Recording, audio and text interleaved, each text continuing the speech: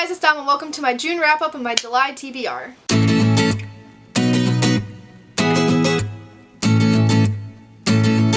Welcome back to my channel. If you're new to my channel, I typically make bookish content, travel content, and miscellaneous collection content. And today's video is going to be bookish content. As per usual, I'm making a lot of bookish content. Not so much travel and collections as I'm thinking about it, but that's because we're in quarantine and I have no money. So I can't do those two things. It's currently 1:30 in the morning on July 11th and I'm just getting around to the June wrap-up. I was telling myself, hey, maybe I should just wait to do like a whole summer wrap-up, but I read 5 books in June. I have a lot on the TBR for July alone. Who knows what I'm reading in August, so I'm like, wow, that's a lot of books to talk about in one video. So here we are with the monthly. It's late, but I don't really care.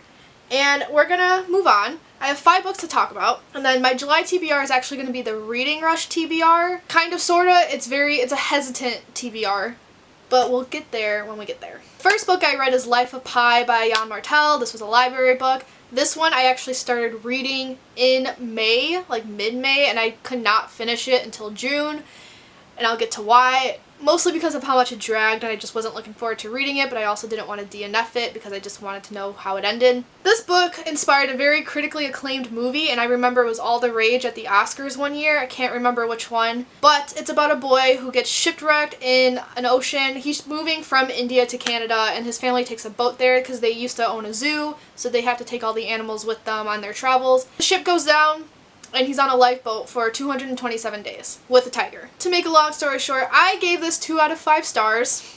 This was a book I was actually really looking forward to, and the beginning was so promising. So our main character, Pi, double majored in zoology and religious studies. I am a zoology major, so I was very excited to read about that. And then the beginning is in the form of an essay almost. So he talks about zoos and all the research they've done and the care they actually do for animals, because I know there's a huge debate about whether or not we should support zoos. As a zoology major, I am begging you, support zoos on the AZA if you're in America. I don't know how other countries work, but if you're in America, support the zoos on the AZA because they take care of animals. I cannot stress enough how many animals are only endangered and not extinct because of zoos. He wrote a lot about zoos and their importance, and then just the importance of individual animals, which I found very interesting. A lot of the stuff I already knew because, again, of my zoology major, but it was interesting nonetheless. My favorite part was when he was talking about religion. Pi practices 3 different religions. He was raised on Hinduism, but then he learned about Christianity and Islam, so he practices all 3. And he said a lot of interesting stuff for each religion, and again, growing up in the Christian faith, like, I knew a lot about what he had to say about Christianity. So what he had to say about Hinduism and Islam was the most interesting part because I was learning something new. So his whole essays about zoos, about animals, zoology, and religious studies was to prepare you for when the ship finally goes down. But when the ship goes down, that's when the story began to drag. It was so boring to me that it got to the point where I just didn't want to pick up the book anymore. And I had to renew it at one point because I just wasn't reading it. And like I said, I was determined to know the ending because there was like a question I wanted answered, and it did get answered, so I appreciate that, Jan Martel. The symbolism wasn't lost on me. I got it all, but that's also because he would over-explain things. Like, a lot of detail was tedious. And my main problem with this, and I kind of feel bad about it, was the slow pace. And I say I feel bad because I understand why it was slow. I cannot imagine a lot's going to go on when you're shipwrecked on a lifeboat with a tiger for 227 days. It just wasn't fun to read, and as much as I loved the beginning, I just did not like that last half, so hence the 2 out of 5 star rating. So the next book I read was The Hunger Games by Suzanne Collins. I am rereading The Hunger Games and I'm vlogging each book. I'm making a little series about it. I'm gonna watch the movies. We're gonna watch them together. I'll make videos for those too once I figure out how that works.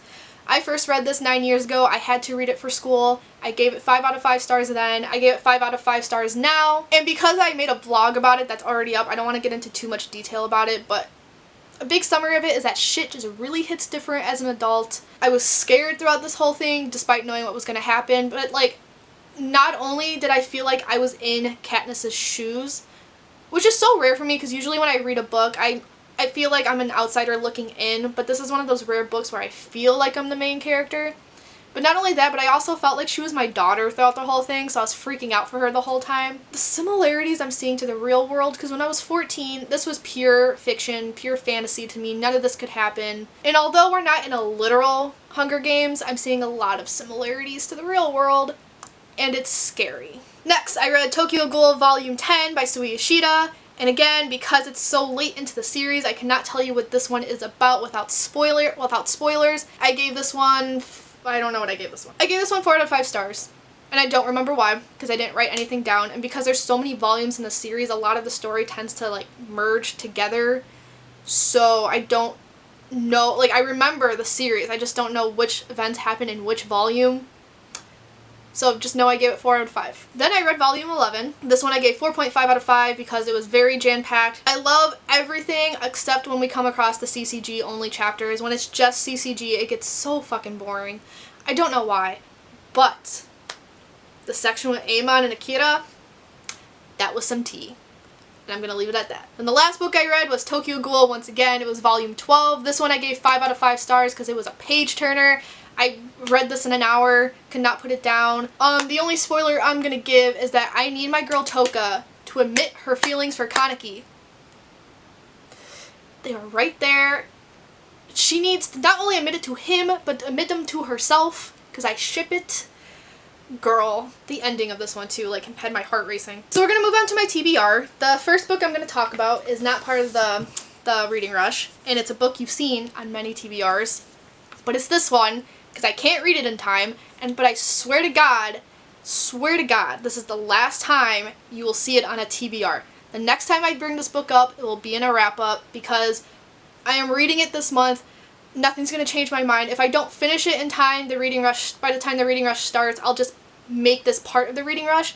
I mean, I know you're supposed to start new books, but I don't really give a fuck. They can't control me. It's getting done. Also, because of a certain part I read in Mockingjay, I'm actually even more excited for this. I know the views on this are so mixed, but because of something I just read in Mockingjay, I'm like, oof, it's going to be expanded in this. I just know it and I need to know. So now on to the Reading Rush. I only own 2 of the books that I have on here, and also because even though there's 7 challenges, I have multiple books in each challenge because I just don't know how this is going to work. A lot of these books are library books. What I'm reading will really depend on if they're still available at the library. I don't know. I have the Libby app. I refuse to actually go to the library because I don't trust anything yet with this virus going around. So the first one is read a book with a cover that matches the color of your birthstone. I was born in August, so therefore I have that like really light green. The word looks like period, but that's not how it's pronounced. I don't remember how it's spelled. I just know it's pronounced. I just know it looks like period. I could not find a lot of books with that color. So if worse comes to worse, I'm just going to read like a green book. So this could fit if I don't finish it in time. But the ones I actually have in mind are either Eliza and Her Monsters by Francesca Zappia. It's an Italian last name, but I'm hearing both pronunciations, so I'm not sure how she herself pronounces that. Or Basil on Baker Street by an author whose name I did not write down. So number 2 is read a book that starts with the word the. This could work if worse comes to worst. But also, the ones I really want to get to are either The Lord of the Rings, The Fellowship of the Ring, or The Thornbirds.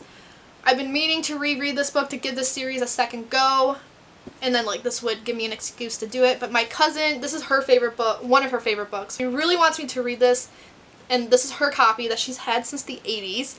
She's been, this has been in my care for the past month, and I'm sure she wants it back by now, but I have not read it. So I need to get this done, so I will probably lean towards this one if there's time, because it is a pretty big book. And my goal is to read 7 different books during this readathon. We'll see if that happens. I have a feeling it will not, but who's to decide? 3 is read a book that inspired a movie you've already seen. Basil on Baker Street may go to this one as well, because I've seen The Great Mouse Detective years ago, so I don't actually remember what happens, but I'm counting it. Another Disney book I have on here is Toby Tyler. I remember watching that again years ago. I think I'm only going to read Toby Tyler if Basil on Baker Street is no longer available on the library app, because then I can just get Toby Tyler free on Kindle. 4 is read the first book you touch.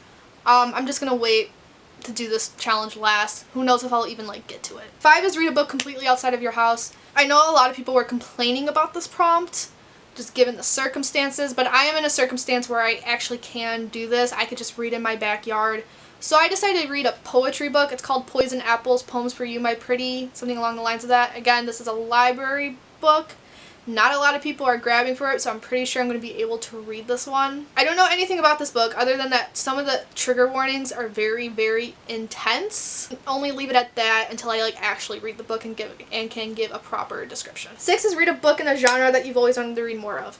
I've always wanted to read more manga, so I'm just going to take this as an excuse to read volume 13 of Tokyo Ghoul. Then the last one is read a book that takes place in a different continent from where you live. And then I'm just going to read Tokyo Ghoul volume 14 because it takes place in Asia. I live in North America.